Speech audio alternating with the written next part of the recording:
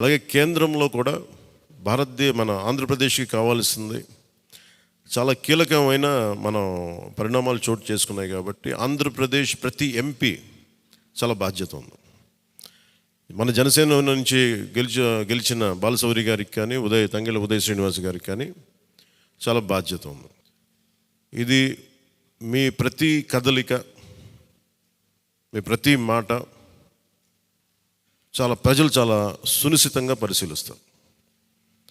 ఢిల్లీలో మీరు చేసే ప్రతి కదలిక, ఢిల్లీలో మీరు మాట్లాడే ప్రతి మాట ఆంధ్రప్రదేశ్ నిర్మాణానికి ఉపయోగపడాలని కోరుకుంటున్నాను. అది దయచేసి ఎంపీలుగా దయచేసి మీ ఇద్దరు ఎందుకంటే బాలశౌరి గారు అది మీ అందరి బాధ్యత. మీరిద్దరు గెలవలేదు, 5 కోట్ల మంది ప్రజలు మమ్మల్ని గెలిపించారు. అందుకని మన ఎమ్మెల్యే నేను కూడా అద్భుతమైన మెజారిటీ తోటి గెలిచినందుకు ముఖ్యంగా మనకి ఈ ఒక తీర్మానాన్ని ముందు ఒకటి ప్రవేశపెడుతున్నాం. మరి మీ అందరి ఇది చెప్పండి.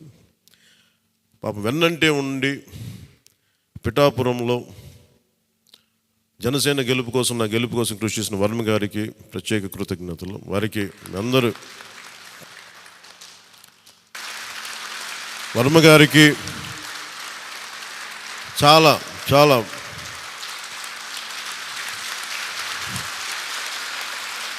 వర్మ గారు